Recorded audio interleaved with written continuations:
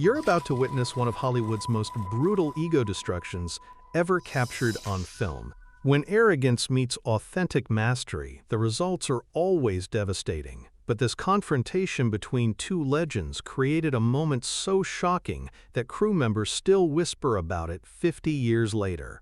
Subscribe to discover more untold moments when Hollywood's biggest egos met their match in ways that changed careers forever. The stopwatch shattered on impact. Glenn Ford, at 45 years old and fresh from his starring role in The Fastest Gun Alive, had thrown his timing device against the Columbia Pictures soundstage wall in a fit of rage that would mark the beginning of the end of his reputation as Hollywood's premier quick-draw artist and the most humiliating professional moment of his entire career. What had just happened on that November afternoon in 1964 wasn't just an impressive demonstration of speed. It was the moment when Hollywood's most arrogant gunfighter discovered that true mastery could destroy manufactured reputation so completely that witnesses would describe it as watching someone's soul leave their body in real time. Sammy Davis Jr., at 39 years old, calmly holstered his weapon and looked at the devastated Ford with an expression that mixed genuine sympathy with the quiet satisfaction of someone who had just delivered a lesson in humility that would resonate through entertainment industry folklore for decades. This is the untold story of the day when Hollywood's Fastest Gun Alive challenged someone who operated in a completely different category of human capability, and how 0.14 seconds of authentic mastery created one of the most brutal professional destructions in entertainment history. November 1964 at Columbia Pictures represented Glenn Ford at the absolute peak of his professional arrogance. His starring role in The Fastest Gun Alive had transformed him from competent Western actor into something approaching a living legend among firearms enthusiasts, and the extensive publicity campaign had convinced him that his movie reputation reflected genuine superiority over other entertainers. Ford had trained seriously for the role, working with legitimate quick-draw instructors and achieving times that impressed real gunfighters. His documented speeds placed him among the top competitive shooters in the country, and his systematic approach to marksmanship had earned recognition from professionals who understood authentic capability. But success had created an ego that required constant validation and feeding, leading Ford to seek opportunities to demonstrate his superiority over other performers, particularly those he viewed as lacking genuine frontier competence. Which is why he was so eager to confront Sammy Davis Jr. during the production of a Western variety special that would feature several major stars in frontier-themed segments. The problem with entertainers like Sammy, Ford was explaining to a group of studio executives and crew members, is that they approach Western skills as theatrical performance rather than authentic capability. His commentary was delivered with the authority of someone whose recent film success had convinced him that he possessed expertise that extended far beyond acting into the realm of genuine marksmanship mastery. Real quick draw requires understanding the technical elements that separate professionals from performers, his voice carrying the condescending tone of someone explaining complex concepts to less informed individuals. Most actors learn just enough to look convincing on camera, but they don't comprehend what authentic speed and accuracy actually require. Sammy was nearby, engaged in costume preparation with the wardrobe department, but Ford's commentary was clearly intended to be overheard and to provoke a response that would create an opportunity for Ford to demonstrate his superiority publicly. "Take Sammy over there," Ford said, raising his voice slightly to ensure his target could hear the assessment. "Tremendous entertainer, no question about that. But when it comes to authentic Western skills, he's operating in a completely different category from people who've developed genuine competence." Sammy looked up from his costume fitting, noting Ford's obvious attempt at provocation, and walked over to where Ford was holding court with his audience of studio personnel. "Glenn," Sammy said pleasantly, "I couldn't help but overhear your analysis of authentic Western capability. It sounds like you've given the subject considerable thought." Ford smiled with the satisfaction of someone whose expertise had been properly acknowledged by a fellow performer, completely missing the subtle irony in Sammy's tone. "I have indeed." Ford replied with obvious pride. Developing the skills demonstrated in The Fastest Gun Alive required years of systematic training with professional instructors. Most people don't realize the level of preparation necessary for authentic quick-draw capability. Sammy nodded thoughtfully, as if receiving valuable educational information. That's fascinating methodology, Sammy said. Very systematic approach to skill development. He paused, maintaining his characteristic diplomatic politeness. Though I wonder if there might be different definitions of what authentic capability actually looks like in practice. Ford interpreted Sammy's response as evidence that the entertainer was interested in learning about genuine marksmanship from someone who possessed legitimate expertise. There's really only one definition that matters, Ford said with the confidence of someone who had never encountered serious competition. Measurable speed, consistent accuracy, and the kind of technical precision that can be documented and verified through professional timing equipment. Sammy's expression suggested that he found Ford's analysis intellectually interesting, but perhaps not complete.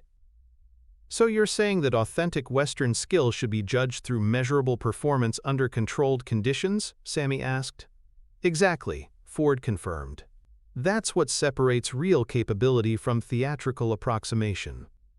When you can document consistent times in the professional range, you've achieved something that goes beyond entertainment into the realm of genuine competence. Sammy considered Ford's philosophy with the thoughtful attention he gave to most technical discussions. That makes sense from a systematic perspective, Sammy agreed. Very logical framework for evaluation. He maintained his pleasant expression while continuing. Of course, that assumes that optimal conditions and systematic preparation represent the most challenging tests of authentic capability. Ford looked puzzled by the distinction Sammy was making. What do you mean? Well, Sammy said, what if real-world application requires performing reliably regardless of circumstances? What if authentic mastery means being able to achieve professional results under any conditions, not just optimal ones? Ford's competitive instincts engaged immediately, sensing that this conversation was moving toward territory where he could demonstrate his superiority through direct comparison. Are you suggesting that casual approach can produce results comparable to systematic training? Ford asked. I'm suggesting we might want to test our different philosophies under practical conditions, Sammy replied with characteristic diplomatic politeness. The suggestion created immediate excitement among the assembled studio personnel, who recognized that they were about to witness either a confirmation of Ford's promoted superiority or an upset that would challenge conventional assumptions about training methodology. Ford was delighted by the prospect of demonstrating his capabilities in front of an audience that included several influential industry professionals. This was exactly the kind of validation opportunity that fed his ego and reinforced his reputation as Hollywood's premier firearms expert. What kind of test? Ford asked, though he was already confident about the outcome. Simple demonstration, Sammy said. Standard quick draw, timed results, practical conditions. Your systematic methodology against my casual approach. Word of the impromptu challenge spread quickly through the soundstage, and within minutes a substantial crowd had gathered to witness what most assumed would be an educational demonstration of systematic superiority over casual competence.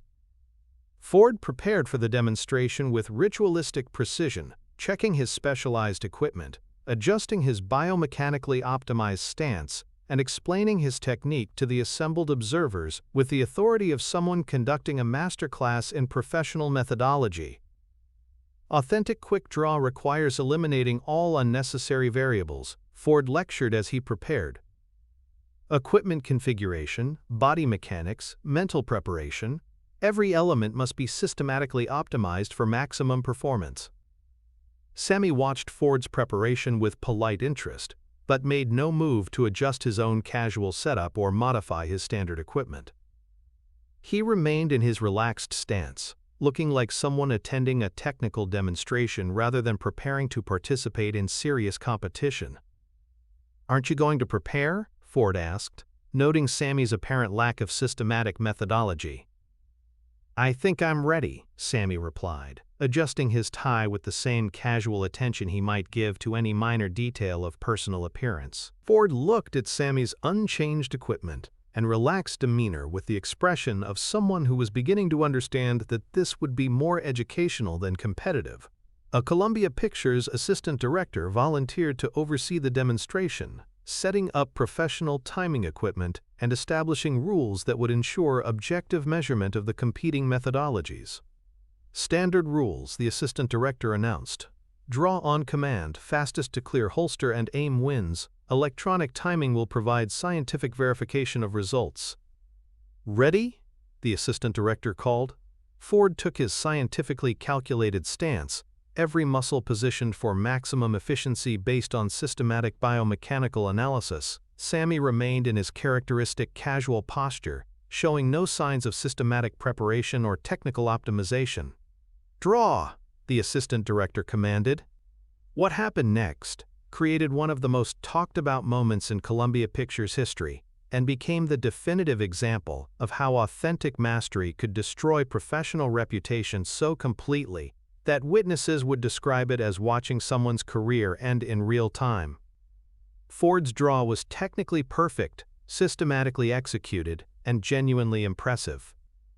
His speed of 0.19 seconds demonstrated everything that systematic training could achieve when applied by someone with legitimate dedication to excellence. But Sammy Davis Jr. had already drawn, aimed, and could have fired twice before Ford's weapon had cleared its holster. The electronic timer registered 0.14 seconds, a speed that belonged in the realm of supernatural capability rather than human achievement, accomplished with such casual precision that Sammy appeared to be demonstrating a natural reflex rather than executing a technical skill. Ford stood frozen, his weapon only partially drawn, staring at Sammy with the expression of someone whose entire professional identity had just been obliterated by evidence that he wasn't even competing in the same category of capability.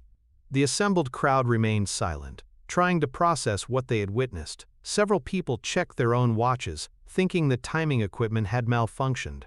Ford was the first to speak, and his words carried the desperation of someone whose reputation had just been destroyed in front of people whose respect he needed to maintain his career.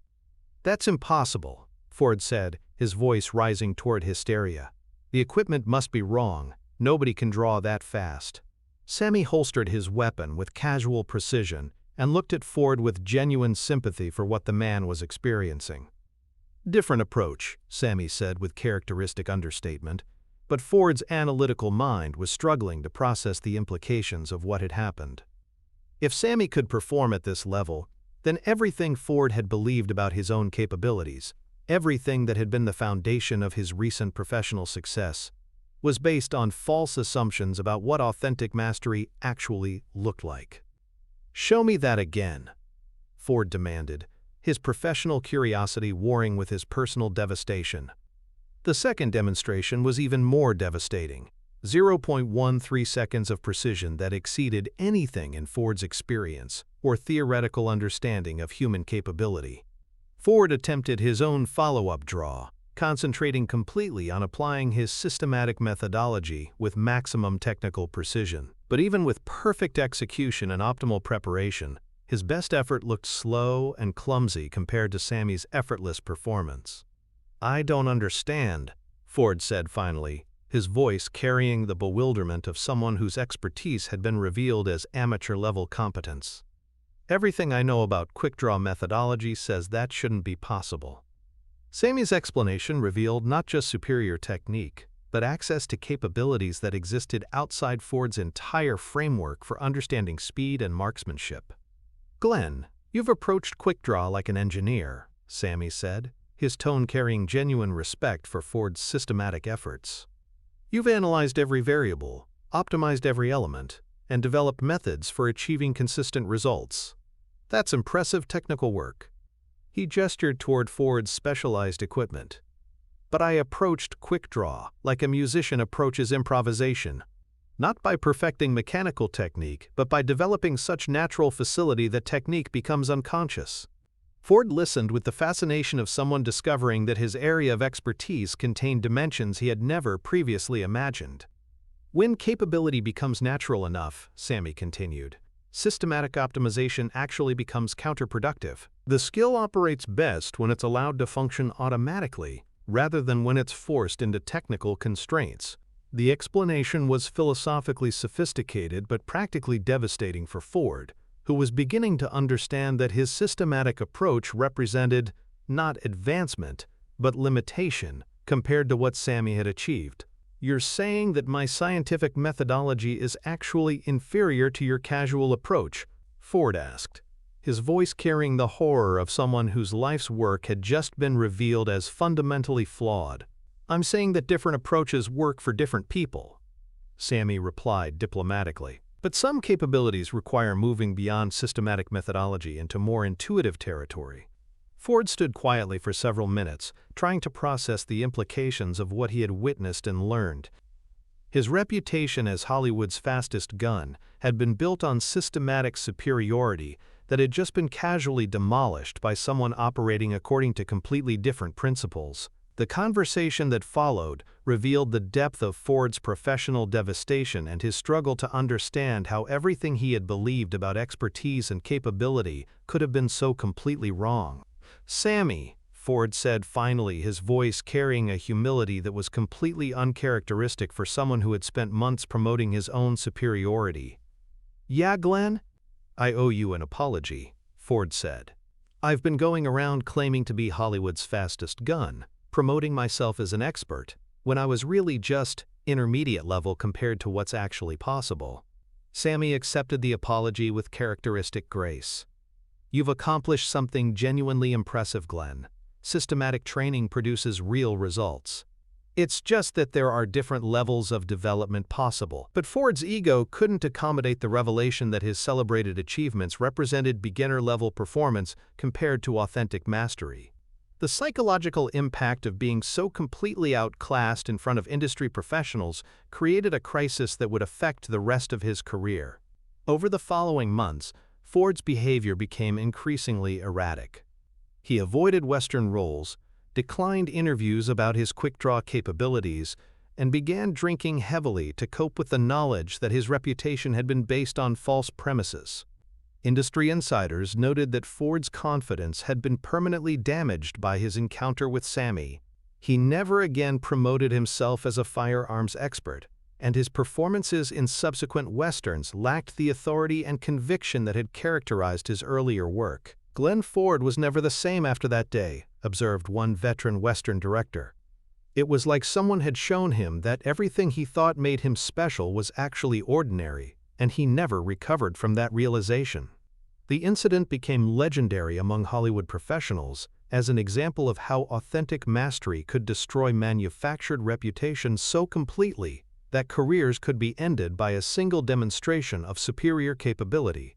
Ford's agent later admitted that several Western projects were canceled, specifically because Ford's confidence had been so damaged that he could no longer convincingly portray characters whose authority was based on superior gunfighting skills. The studios lost faith in Glenn's ability to represent authentic Western competence, the agent explained. "When someone's reputation is built on being the best at something, and then they're publicly demonstrated to be nowhere near the best, it's very difficult to rebuild that credibility."